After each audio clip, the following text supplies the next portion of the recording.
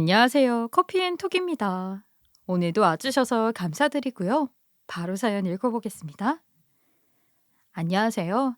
저는 30대 후반의 나이를 가진 여성 사연자입니다.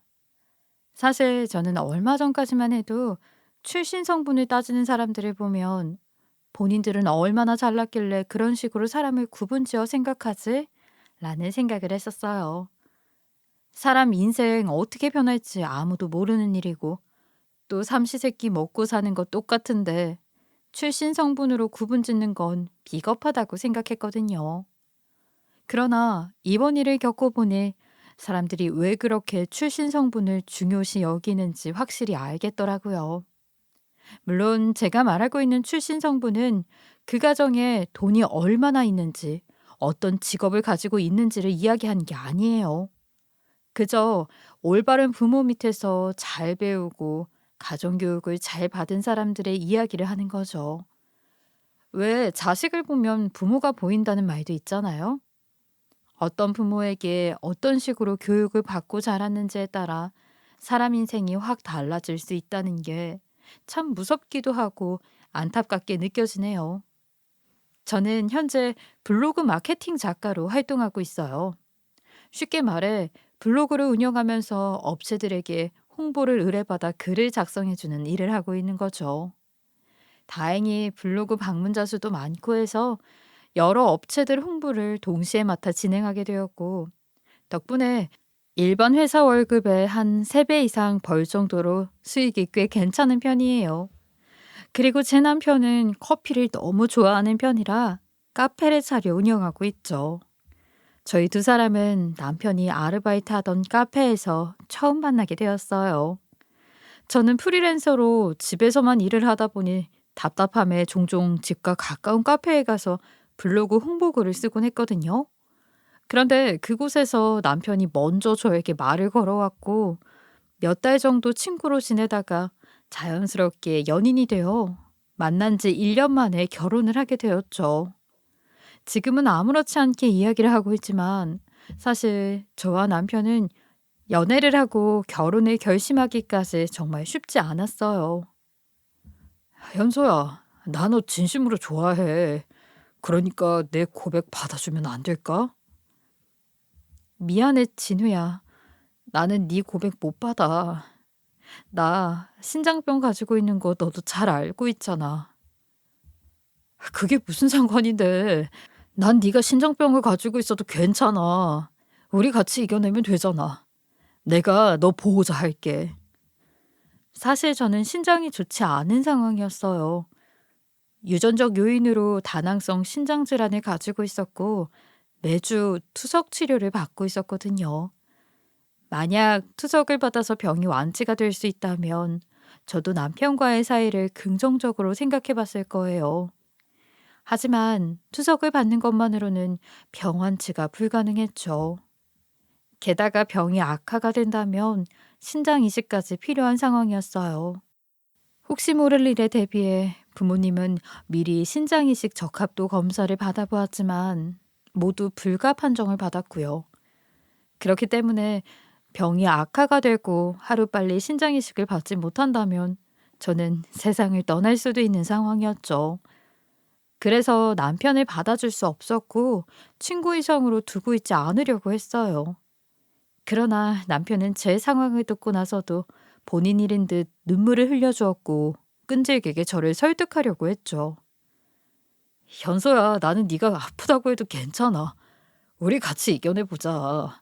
사랑의 힘이 이 세상 무엇보다 강하다고 하잖아.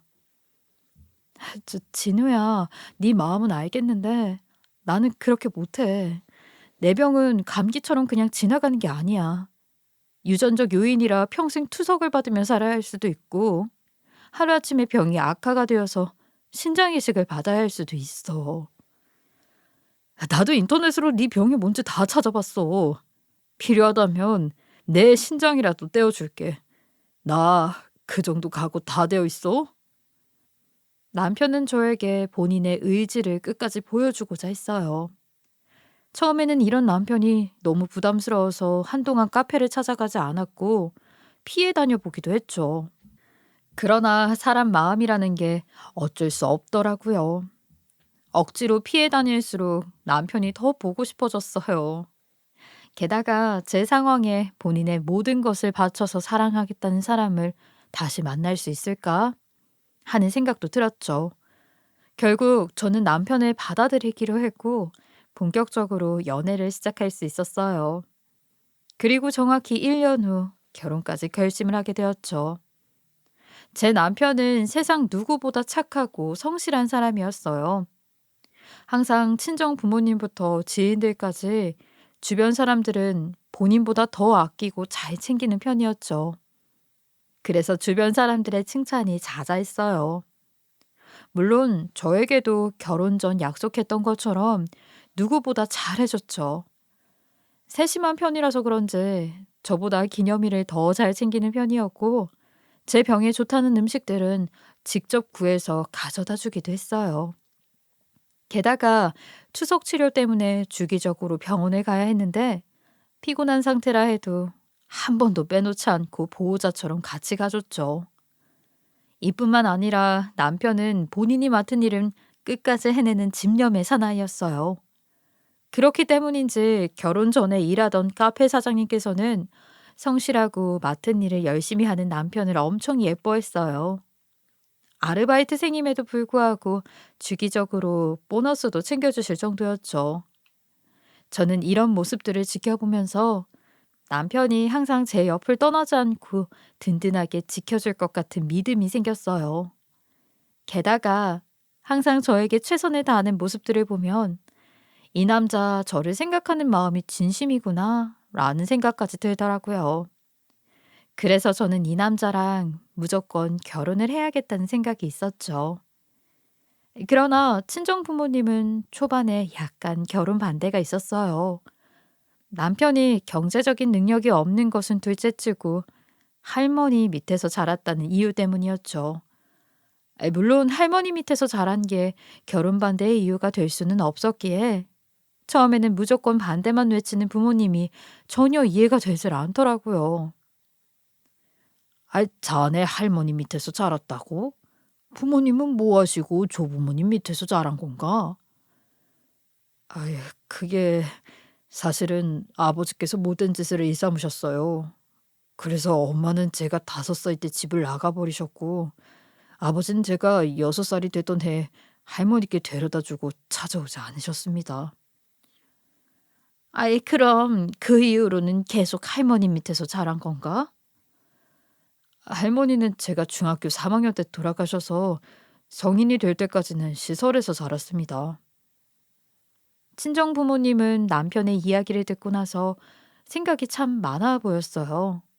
남편 앞에서는 대놓고 싫은 티를 내지는 않았지만 뒤에서는 저에게 이 결혼 웬만하면 안 했으면 좋겠다는 뜻을 내비치셨죠.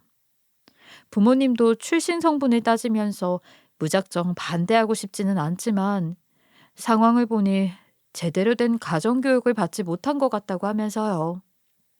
게다가 아르바이트를 하고 있는 상황에 어떻게 가정을 제대로 책임지겠냐며 허락하고 싶지 않다고 하셨죠. 그 말을 듣는데 그 당시에는 굉장히 서운하더라고요. 사람을 출신 성분으로 가르는 건 말이 안 된다고 생각했고 남편의 진짜 모습을 보려고 하지 않는다는 생각 때문에 기분이 좋지 않았어요. 그리고 남편도 친정 부모님을 뵙고 나와서 반대를 하고 있다는 것을 눈치챈 듯 보였죠. 남편은 실망한 듯한 제 모습에 본인이 더 노력하면 된다고 진실된 모습을 보여드리면 분명히 생각을 바꾸실 거라며 걱정하지 말라고 달래주었어요. 그리고 남편은 그날 이후로 일주일에 한 번씩은 꼭 친정 부모님을 찾아뵙고 인사를 드렸으며 누구보다 성실한 모습을 보여드리려고 했죠. 그러자 친정 부모님께서는 초반에는 조금 부담스러워 하시더니 생각이 조금씩 바뀌시는 듯 보였어요. 사실 남편은 할머니 손에 자랐어도 사랑을 많이 받았기에 나눠줄 줄도 알았고 예의가 바른 편이라서 어른들에게 예쁨을 많이 받았죠. 몇 달 동안 친정 부모님께서는 그 모습을 지켜보셨고 결국에는 자식 이기는 부모 없다면서 남편을 믿고 허락해 주셨어요. 그렇게 저희 두 사람은 결혼을 하게 되어 같이 살게 되었습니다. 그런데 결혼 1년 차가 넘어갈 때쯤 남편은 은근히 카페를 직접 운영해 보고 싶다는 마음을 내비쳤어요. 어느 날 저는 일을 마친 후 방에 들어갔는데 남편이 인터넷으로 건물 매물들을 보고 있는 거예요. 당신 지금 뭐 해? 뜬금없이 건물 매물들은 왜 보고 있어? 아, 나 언제까지 아르바이트만 하면서 살 수는 없을 것 같아서. 갑자기 그게 무슨 소리야? 지금 아르바이트를 그만두겠다는 얘기야? 아, 이제 나이도 있는데 언제까지 카페 아르바이트로 먹고 살 수는 없잖아. 그래서 이참에 카페를 하나 해보면 어떨까 싶은데. 당신은 어떻게 생각해? 아, 지금 무슨 소리 하는 거야? 아예 당신 이름 내걸고 카페를 하겠다는 얘기야? 응. 그러면 안 될까? 나 오랫동안 고민했는데 카페 하나 차려서 열심히 운영해 보고 싶어. 저는 남편의 말을 듣고 나서 정말 당황스러웠죠. 그리고 카페를 오픈하겠다는 게 그리 내키지 않았던 것 같아요. 요즘 카페들이 여기저기 넘쳐나는 세상인데다가 목이 좋지 않고 시그니처 메뉴가 없다면 금방 망하기도 하잖아요. 무엇보다 지금 같은 시국에 함부로 일을 벌렸다가는 큰일이 날 수 있겠다 싶었죠. 그래서 처음에는 친정 부모님도 그렇고 저도 반대를 많이 했어요. 아무리 동네 장사라고 하더라도 사업이라는 게 쉽지 않다면서 혹시 망하기라도 하면 둘 다 같이 주저하는 거라고 했죠. 그러면서 카페를 하더라도 나이 먹어서 돈을 모을 만큼 모았을 때 하라고 했어요. 그때 해도 늦지 않다면서요. 그러나 남편은 이미 카페를 하기로 마음을 먹은 것인지 어떻게든 저와 부모님을 설득하고자 했어요. 카페 차리는 걸 왜 반대하시는 건지 저도 잘 압니다. 하지만 카페 운영하는 게 제 평생 소원이었어요. 누구보다 열심히 할 테니까 한 번만 믿어주시면 안 될까요? 이서방, 자네가 카페를 좋아한다는 건 나도 모르는 건 아니네. 하지만 요즘 시국이 카페를 여는 건 위험한 도전이야. 게다가 요즘 여기저기 널린 게 카페인데 특별한 게 없으면 성공하기 어렵지 않나? 아, 그래, 이서방. 자네도 이제 한 가정의 가장인데 미래를 우선으로 생각해야지. 카페는 하더라도 시간 지난 후에 했으면 좋겠어. 장인어른 장모님, 제가 망하지 않게 죽어라 노력하겠습니다. 메뉴 개발도 소홀히 하지 않을게요. 그러니까 카페 열 수 있게 허락만 해주세요. 남편의 애절한 눈빛에 부모님은 약간 마음이 흔들리는 듯 보였어요. 저 또한 남편이 진심으로 카페 오픈을 원하고 있구나 하는 것을 느꼈죠. 그러나 쉽게 결정할 일은 아니라고 생각했어요. 그래서 약 한 달 정도 진지하게 생각했고 고민 끝에 남편을 도와주기로 결정했죠. 부모님께도 상의를 했는데 이런 시기에 카페 창업을 약간 걱정하시는 듯 했지만 부부 1인이 알아서 결정하라고 하시더라고요. 사실 저도 남편이 사장 노릇을 하고 싶어서 카페를 운영하려고 했다면 끝까지 반대했을 거예요. 그러나 남편은 정말로 커피를 사랑하고 사람 만나는 것을 좋아했어요. 결혼 전에도 계속 카페 아르바이트만 해왔고 열정적으로 일을 하면서 손님들에게 누구보다 진심으로 대하는 모습이 있었죠. 그리고 그 모습을 오랫동안 봐왔었기에 열심히만 한다면 가능성이 있다고 생각했어요. 그래서 저는 큰 마음 먹고 남편을 도와주기로 한 것이었죠. 남편은 저와 친정 부모님의 허락에 뛸 듯이 좋아하더라고요. 그리고 걱정시키는 일은 절대 안 만들겠다며 약속을 했어요. 그렇게 남편은 제가 받은 블로그 홍보비에 본인이 아르바이트를 하면서 모아놓은 돈 조금 보태서 적당한 자리에 카페를 오픈하게 되었죠. 그리고 아침 저녁 타임으로 아르바이트생 2명을 두고 카페를 운영했어요. 사실 처음에는 망하기라도 할까 봐 불안하기도 하고 걱정이 이만저만이 아니었죠. 그런데 막상 오픈하고 보니까 주변에 오가는 손님들이 많아서 그런지 출퇴근 시간으로 수익이 꽤 되는 편이었어요. 게다가 남편이 열심히 시그니처 메뉴를 개발하려는 노력을 많이 했고, 오랜 시간 동안 카페 아르바이트를 하면서 익힌 노하우가 있기 때문인지 좋은 입소문이 나기 시작했죠. 그러면서 자연스럽게 단골 손님들이 꽤 많이 늘어나게 되었어요. 이제 와서 하는 말이지만 친정 부모님께서는 요즘 장사하기가 좋은 상황은 아니다 보니 주변 사람들이라도 초대해서 매출을 늘려줘야 하나라는 고민까지 하셨대요. 그러나 예상외로 남편이 오픈한 카페의 장사가 잘 되니까 너무 좋아하셨죠. 괜히 반대를 했다면서 남편이 끝까지 설득 안 했으면 어쩔 뻔했냐는 말씀까지 하셨어요. 저 또한 아르바이트를 할 때보다 훨씬 좋은 상황으로 흘러가고 있어서 너무 행복했죠. 게다가 저에게도 나쁜 것은 하나 없었어요. 남편이 카페에서 아르바이트를 할 때는 사장님이 아무리 이해를 해주셔도 계속 앉아있는 게 눈치가 보였거든요. 그래서 일주일에 한 번 정도만 슬며시 가서 한 2시간 정도 앉아있다가 나오는 경우가 많았어요. 그런데 남편이 카페 오픈을 하고 나서는 뭐라고 할 사람이 아무도 없으니까 부담 없이 찾아가서 일을 할 수 있으니 너무 좋았죠. 그래서 저는 매일 남편이 운영하는 카페에 찾아가 타주는 커피를 마시면서 블로그 업로드 작업을 했어요. 그리고 한창 바쁠 시간에는 저도 카페 일을 조금씩 도와주려고 했었죠. 물론 남편은 몸이 안 좋은 제가 나서서 일을 하니까 걱정이 되었는지 자꾸 말리더라고요. 아이, 카페 일은 내가 알아서 한다니까. 당신은 앉아서 블로그 홍보 일해. 아이, 손님이 이렇게 많은데 내가 마음 편히 앉아서 어떻게 일을 해. 매일 와서 커피 얻어먹는데 나도 잡일은 도와야지. 당신 몸도 안 좋은데 무슨 카페 일을 돕겠다고 그래. 아이, 그리고 엄연히 말하면 여기 당신 카페거든요. 그러니까 여기 일은 신경 쓰지 말고 얼른 가서 블로그 일이나 하세요. 당신 말대로 내 카페니까 나도 일해야지. 잡일 정도만 할 테니까 너무 말리지 마.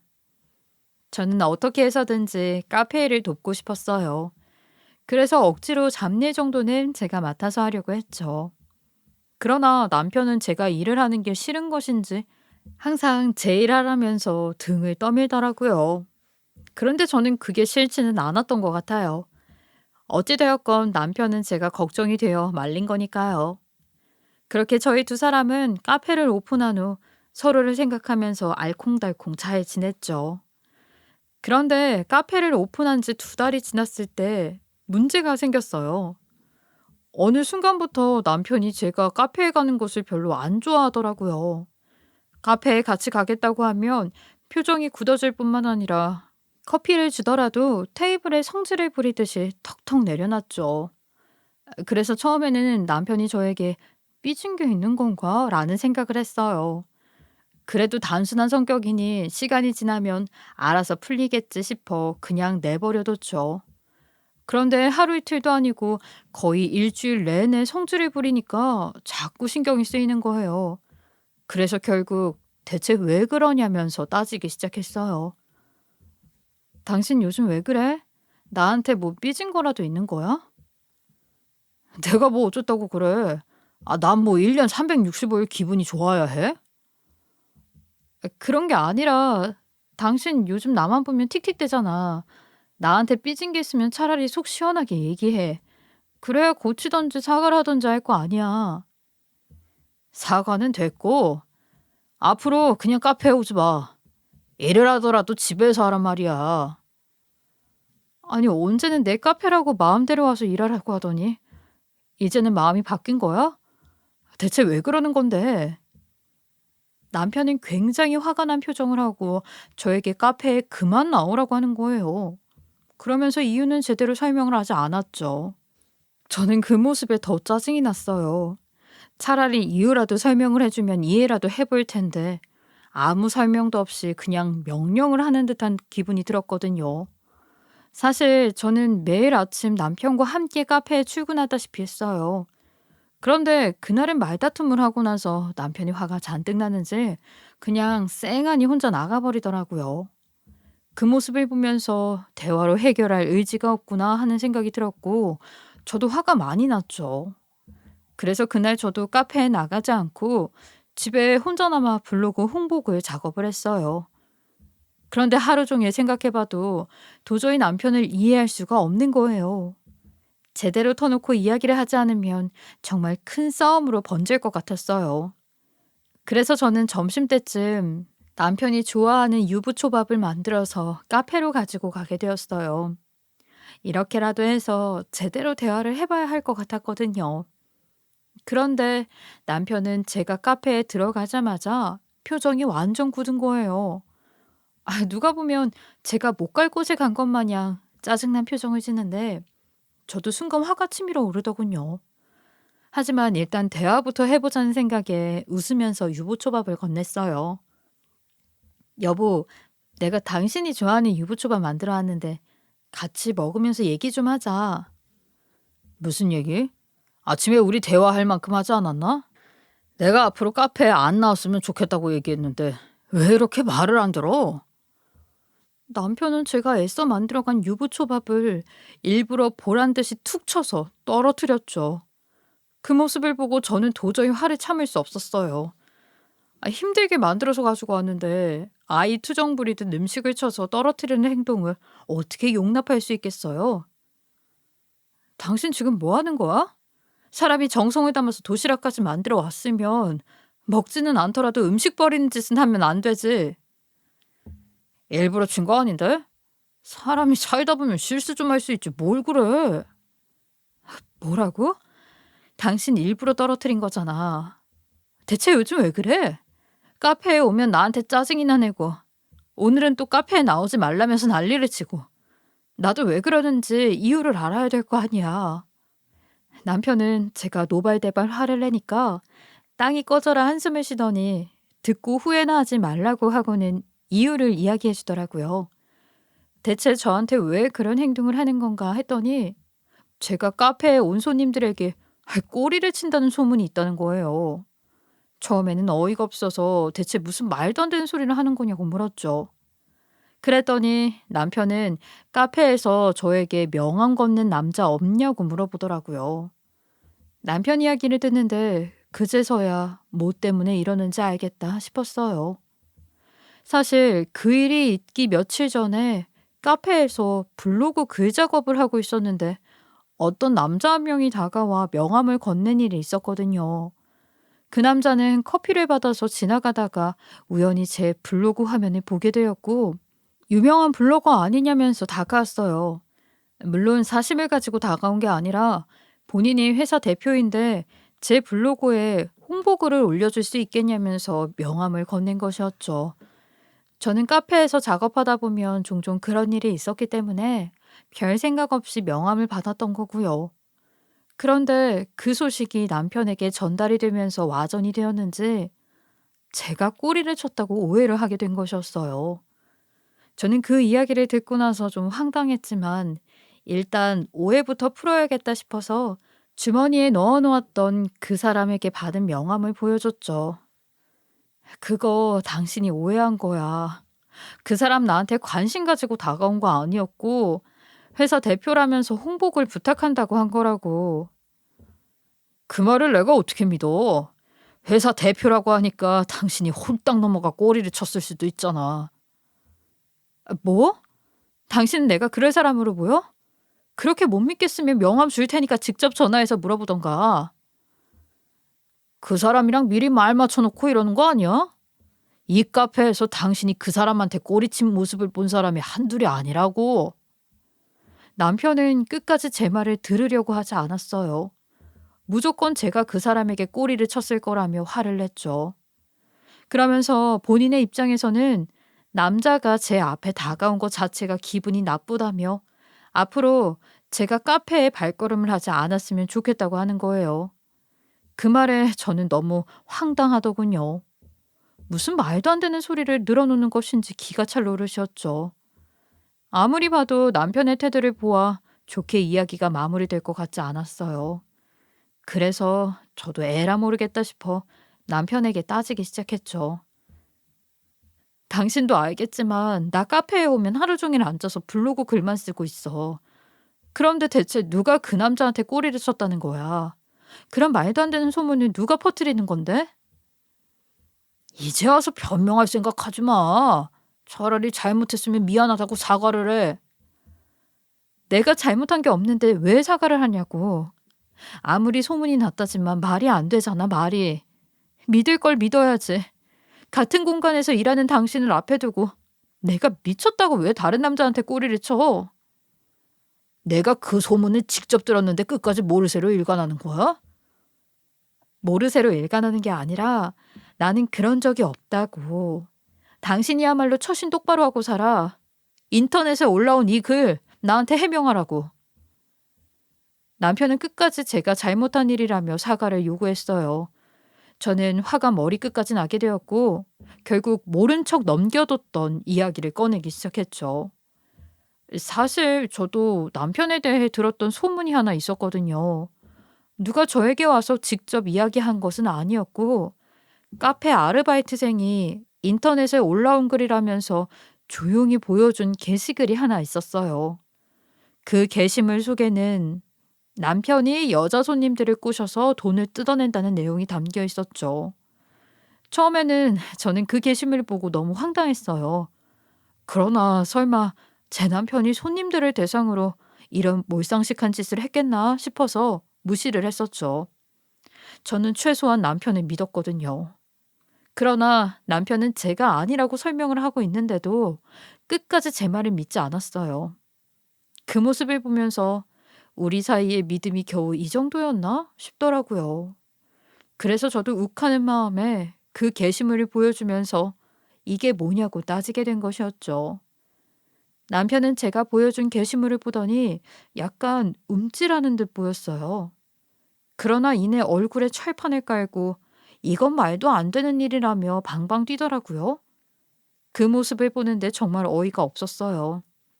본인 말은 믿어달라고 우기면서 제 말은 들은 척도 하지 않으려고 하니까 비겁하다는 생각까지 했어요. 결국 저희 두 사람은 그 일로 크게 싸우게 되었고 이혼 이야기까지 오고 가게 되었죠. 지금은 시간이 지났으니까 이렇게 이야기하지. 당시에는 아르바이트생이 달려와 말릴 정도로 상황이 정말 심각했어요. 저는 그날 일이 있고 난 후 남편 카페에는 발걸음하지 않았고 곧장 짐을 싸서 친정으로 가게 되었죠. 당연히 친정 부모님은 그날 일을 듣고 나서 곧장 남편에게 전화를 하셨어요. 아, 예, 이서방, 방금 현서한테 얘기 들었는데 이게 대체 무슨 소리야? 이혼이라니? 장모님, 그렇게 됐습니다. 죄송합니다. 부부가 살다 보면 이런 일 저런 일 생길 수 있어. 그런데 결혼한 지 얼마나 됐다고 벌써부터 이혼 소리가 나오나? 그러려고 반대하는 우리 뜻까지 꺾어가면서 결혼한 거야? 장모님, 이번 일은 현서가 잘못한 겁니다. 아휴, 내가 보기엔 둘 다 잘못했어. 아무리 현서가 잘못한 일이라고 해도 그렇지. 서로 이야기 잘해서 화해를 할 생각을 해야지. 어떻게 이런 식으로 현서를 친정에 보낼 수가 있나? 서로 오해가 깊어졌고 더 이상 관계를 이어나갈 수 없을 것 같아요. 죄송합니다. 친정 부모님께서는 당연히 화를 내셨지만 누구의 편도 들지 않으셨어요. 오히려 둘 다 잘못이 있다면서 화해를 하라는 말씀을 하셨죠. 그러나 남편은 들은 척도 하지 않았고 무조건 제가 잘못한 거라면서 먼저 전화를 끊어버렸어요. 당연히 친정 부모님은 어른과 대화를 하는데 이게 무슨 예의 없는 짓이냐며 크게 화를 내셨고 그 모습을 본 저는 이혼을 완전히 마음먹게 되었어요. 그리고 주말이 끝난 후 곧장 이혼 서류를 작성해서 집으로 보내놓았어요.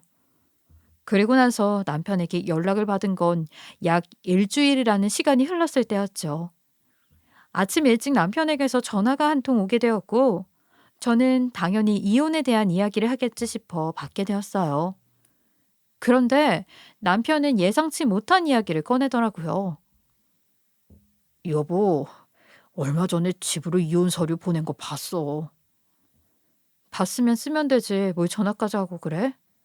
그거 다 작성하면 연락해. 같이 제출하러 가야 되니까. 우리 이혼을 할 때 하더라도 얘기 좀 하면 안 될까? 속 터놓고 제대로 얘기하고 결정하자. 지난번에 카페에서 이혼하기로 얘기 끝냈잖아. 그런데 무슨 할 말이 남았다고 또 이야기를 해? 지난번에 장모님 전화 받고 생각 많이 했어. 차분히 앉아서 이야기 좀 하고 싶은데 카페로 좀 와줄 수 있을까? 지난번에는 둘 다 화가 나서 서로 싸우기만 했지 제대로 얘기는 못했잖아. 남편은 저에게 카페로 꼭 좀 와달라는 말을 한 후 전화를 끊었죠. 아무래도 이야기하는 것을 들어보니 이혼에 대한 생각이 바뀐 듯 보였어요. 그러나 저는 어차피 이혼하기로 마음을 먹은 상태이고 금방 도장을 찍게 될 텐데 굳이 왜 가야 하나 라는 생각을 했었죠.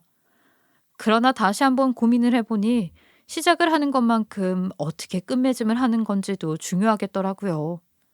그래서 한 번은 서로 얼굴을 마주보고 차분하게 이야기를 해봐야겠다 싶어서 고민 끝에 남편이 운영하는 카페로 찾아가게 되었어요. 한가한 시간에 맞춰서 갔더니 남편과 아르바이트생 그리고 손님 한두 명만 카페에 있던 상황이었죠. 남편은 제가 카페로 들어가니까 이전과는 다른 온화한 표정을 짓곤 급하게 뛰어나와 버선발로 저를 맞이했어요. 그리고는 평소처럼 저에게 커피를 타주겠다며 조리하는 곳으로 들어갔죠. 여보, 내가 얼마 전에 음료 하나를 개발했는데 손님들이 이걸 꽤 좋아해. 커피도 조금 들어갔고 곡물 음료도 들어가서 색깔이 조금 그렇기는 한데 모양만 이렇지 맛은 좋아. 고소해서 당신도 분명히 마음에 들 거야. 그래. 잘 마실게.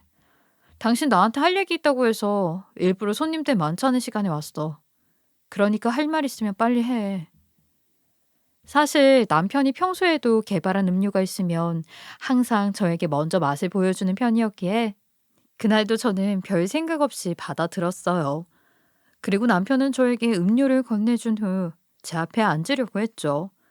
그런데 하필이면 그때 카페에 물건들이 들어오기 시작했어요. 물건들이 오면 남편이 커피콩 상태도 확인해야 하고 물건의 개수를 하나하나 체크해 본 후 사인을 해줘야 하기 때문에 얼른 나가봐야 하는 상황이었죠. 저는 빨리 이야기를 끝낸 후 돌아가고 싶었으나 카페 일이 어떻게 돌아가는 것인지 잘 알고 있었기에 남편에게 커피 마시면서 기다리고 있을 테니 다녀오라고 했어요. 그랬더니 제 눈치를 살피고 있던 남편은 고맙다고 하면서 헐레벌떡 밖으로 나갔죠. 그렇게 저는 휴대폰을 보면서 새로 개발했다는 커피 맛을 보려고 컵을 들었어요. 그런데 남편이 밖으로 나가는 모습을 보고 있던 아르바이트생은 조심스레 저에게 다가왔고 제 손에 들려있던 커피잔을 빼앗다시피 가져가는 겁니다. 전 순간 이게 무슨 일인가 싶어 짜증이 난 상태로 아르바이트생 얼굴을 쳐다봤어요. 그런데 아르바이트생은 저에게 컵을 빼앗아 들고 얼굴이 엄청 창백해져서는 안절부절 못하는 거예요. 그 모습을 보고 저는 엄청 당황해서 놀란 눈으로 아르바이트생을 쳐다봤죠. 아, 지훈 씨, 왜 그래요? 혹시 어디가 아픈 거예요? 지금 얼굴이 엄청 창백한데? 그게요, 사모님. 이 커피 마시면 안 돼요. 사장님이 드린 커피에는 단백질 파우더가 엄청 많이 들어가 있어요. 네? 지훈 씨, 그게 무슨 말이에요? 사모님 신장이 안 좋아서 단백질 파우더 드시면 안 되잖아요. 이거 드시면 정말 큰일 나세요. 그렇기는 한데 설마 제 남편이 그걸 잊고 음료에 단백질 파우더를 넣었겠어요? 아마도 지훈 씨가 착각한 걸 거예요. 사모님, 제 두 눈으로 확인한 일이에요. 사장님께서 단백질 파우더 이 커피에 일부러 넣었다고요. 혹시 제 말 못 믿으시겠으면 이 영상 좀 봐주세요. 카페 아르바이트생은 혹시나 본인 말을 못 믿을까 봐 무음으로 해놓고 동영상을 찍어 놓았다며 저에게 보여주었어요. 저는 영상을 보기 전까지는 설마 하는 마음을 가지고 있었죠. 그런데 영상을 확인해 보니 정말로 남편이 제 음료에 단백질 파우더를 넣었더라고요. 그 영상을 보고 저는 충격을 받을 수밖에 없었어요. 사실 저는 신장 질환을 가지고 있어 단백질을 기준치 이상으로 먹을 수가 없는 상황이에요. 만약 단백질 섭취가 과다하게 되면 최악의 상황에서는 투석이 불가능하고 곧바로 신장 이식까지 이어져야 할 수 있는 상황이었죠. 그래서 남편이 제가 마실 커피에 아무렇지 않게 단백질 파우더를 넣는 모습을 보면서 충격을 받을 수밖에 없었던 거예요. 그런데 사람 마음이 참 간사한 게 영상으로 확인을 했음에도 불구하고 자기 합리화를 하게 되더라고요. 남편이 혼자 카페를 운영하면서 신경 쓸 게 많아 정신이 없다 보니 착각을 한 게 아닐까 하는 그런 생각을 했던 거죠. 사실 그런 게 아니라면 어떻게 다른 사람도 아닌 제 음료에 이런 어마무시한 짓을 할 수 있겠어요. 지은 씨가 저를 생각해 준 마음은 너무 고마운데 아마도 남편이 요즘 신경 쓸 게 많아서 착각을 좀 한 것 같아요. 그 커피는 안 마실 테니까 너무 걱정 안 해도 될 것 같아요. 사모님, 이런 말씀을 드려도 되는 건지 모르겠지만 사실 사장님께서 사모님 음료에 종종 단백질 파우더를 넣으셨어요. 네? 설마요. 남편도 제가 신장병이 있다는 것을 다 알고 있어요. 그런데 어떻게 그런 짓을 하겠어요? 그리고 설마 그렇다 해도 음료에 단백질 파우더를 넣었으면 티가 났을 텐데 애초에 제가 눈치를 채지 않았겠어요? 그건 사장님께서 티가 나지 않게 조금씩 넣었으니까 눈치를 못 채신 걸 거예요. 그리고 사모님, 생각 한번 해 보세요. 지금까지 사장님이 사모님께 티가 잘 나는 아메리카노 같은 음료수를 줬을까요? 저는 아르바이트생의 이야기를 듣고 깜짝 놀랄 수밖에 없었어요. 가만히 생각을 해 보니까 남편에게 제가 따로 요청을 하지 않는 이상 아메리카노와 같은 음료를 준 적이 없었거든요. 제가 항상 달달한 커피를 찾았다는 이유로 크림이 잔뜩 올라간 카페 모카와 같은 음료들을 주로 가져다 주었죠. 아르바이트생의 이야기를 듣고 나서 저는 온몸에 소름이 돋았어요. 그리고 이것저것 질문을 하기 시작했죠. 저는 지은 씨한테 신장병이 있다고 얘기한 적이 없는 것 같은데 어떻게 알았어요? 여기 들어오고 일주일 후에 다 같이 밖에서 식사한 적이 있잖아요. 그때 사장님께서 사모님이 신장병을 앓고 있다고 단백질 많이 들어간 음식은 안 된다고 하셔서 알게 되었어요. 그럼 남편이 제 커피에 이상한 짓 한 건 언제 알았어요? 그것도 그때쯤이요. 미리 말씀을 드렸어야 하는데 그럴 틈이 없었어요.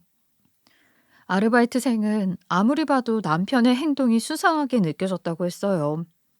본인 언니가 예전에 대학병원에서 신장 투석을 담당하는 간호사로 근무를 했었고, 가족 중에도 신장 질환을 가지고 있는 분이 있어서 단백질 파우더를 먹으면 안 된다는 것을 알고 있었다고 했죠. 그런데 남편이 아무렇지 않게 제 커피에 그런 짓을 하니까 걱정되는 마음에 주의 깊게 살펴봤다고 하더라고요. 그리고 남편이 몰래 정상적인 커피를 만들어 놨다가 기회가 되면 바꿔치기 한 적도 있다고 했었어요. 물론 남편이 어떤 커피를 만들지 모르니까 그게 변수였다고 했죠. 그래서 티가 날까 봐 매번 바꿔치기는 하지 못했지만 나름대로 최선을 다해서 단백질 섭취를 막으려고 했다더라고요.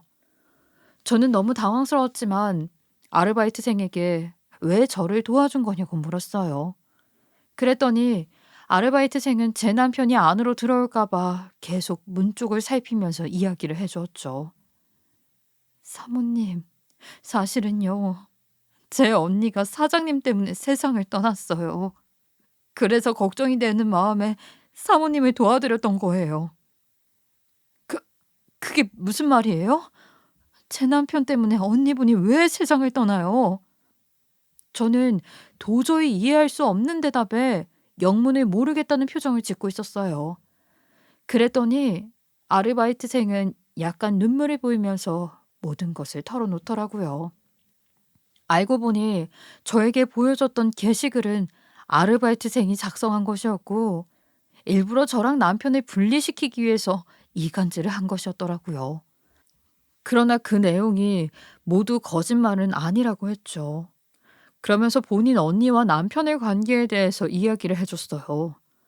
남편과 아르바이트생 언니는 고등학교 동창으로 대학생 때부터 취직할 때까지 오랫동안 만나왔다고 하더라고요.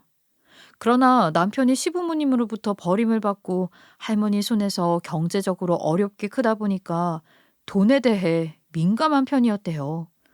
그래서 돈과 관련해서 다툼이 생길 때면 본인 언니가 남편과 헤어짐을 생각할 정도로 스트레스를 많이 받았다고 했죠.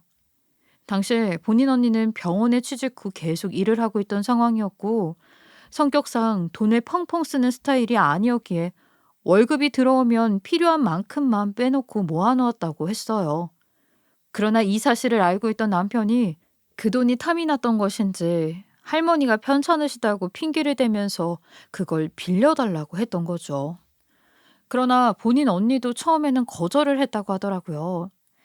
아무리 연인 관계라고 해도 돈 거래는 아닌 것 같다면서요. 그러자 남편이 집 앞까지 쫓아와 울며불며 부탁을 했다는 거예요.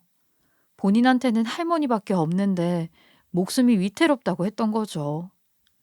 마음이 약한 본인 언니는 일단 사람부터 살리고 보자 싶어서 3개월 안에 갚겠다는 말만 믿고 돈을 빌려줬다고 했어요. 그런데 문제는 몇 달 후 아르바이트생 아버지가 진 빚 때문에 온 집안이 흔들리게 되었던 거예요. 당장 5천만 원을 구해야 하는 상황에 가족들은 본인 언니에게 도움을 요청하게 된 것이었죠. 그로 인해 상황이 난감해진 언니는 남편에게 연락을 해서 돈을 갚아줬으면 좋겠다고 이야기를 했다고 하더라고요. 그러나 남편은 알겠다고 하더니 그날 이후로 잠적을 해버렸대요. 결국 급한 마음에 남편을 찾아야겠다고 생각한 언니는 동창들에게 연락해서 수소문을 했던 거죠. 그런 와중에 남편의 할머니는 이미 중학교 3학년 때 돌아가셨다는 사실을 알게 되었던 거고요. 본인 언니는 그 사실을 알게 된 후 분노가 차올랐지만 일단 남편을 먼저 찾고 생각하자 했대요. 그러나 남편을 찾지 못한 채로 본인 집은 순식간에 와르르 무너지게 되었고, 본인 언니는 가족을 거리로 내몰게 되었다는 죄책감 때문에 스스로 생을 저버렸던 것이었죠. 본인 언니가 세상을 떠났을 때 보게 된 휴대폰에는 유서가 작성되어 있었고, 이 일이 어떻게 된 건지 상세하게 적혀 있었다고 했어요. 그걸 보게 된 아르바이트생은 언니가 세상을 떠나게 된 게 다 남편 탓이라고 생각했고 복수를 하겠다는 마음을 품었다고 해요. 그렇게 아르바이트생은 남편 뒤를 캐면서 기회를 보고 있었고, 우연히 카페를 오픈한다는 소식을 듣게 된 후 직원으로 지원을 했던 거예요. 저는 이 모든 이야기를 듣게 되고 크게 놀랄 수밖에 없었어요. 그게 다 사실이에요?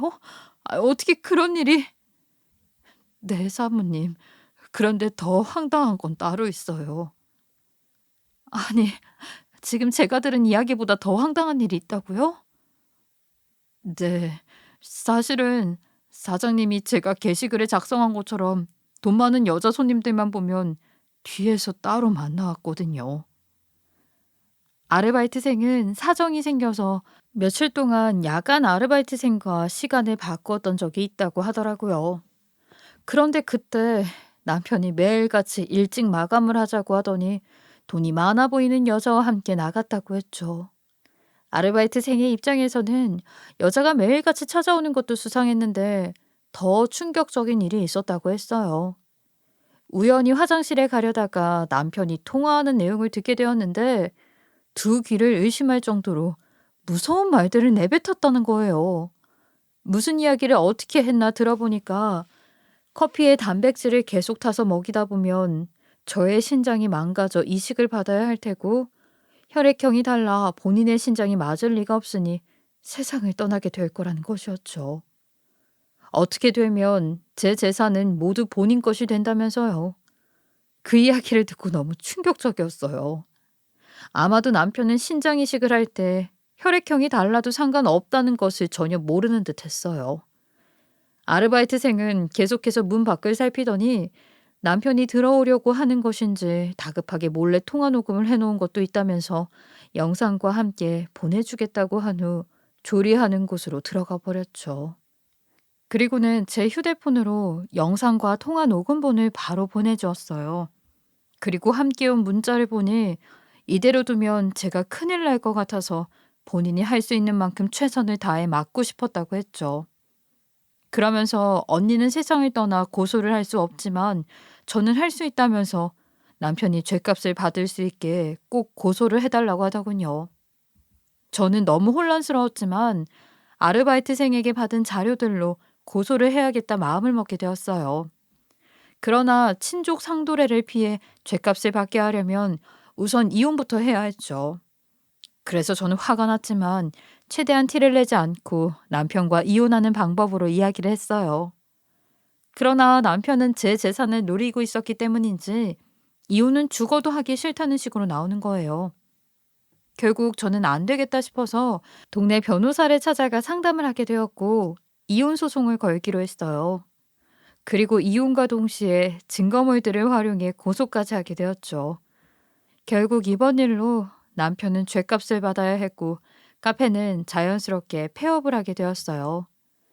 당연히 저는 이혼을 하면서 카페에 투자한 금액은 모두 돌려받게 되었고 재산 분할도 하게 되었어요. 그렇게 모든 것이 마무리가 된 후 저는 아르바이트생을 따로 만나 진실을 알려줘서 고맙다며 인사를 하게 되었죠. 아르바이트생은 저에게 본인 언니 일로 죗값을 받게 된 것은 아니지만 남편이 이렇게라도 죗값을 치르게 되어서 다행이라고 하더군요. 조금은 속이 시원해졌다면서요.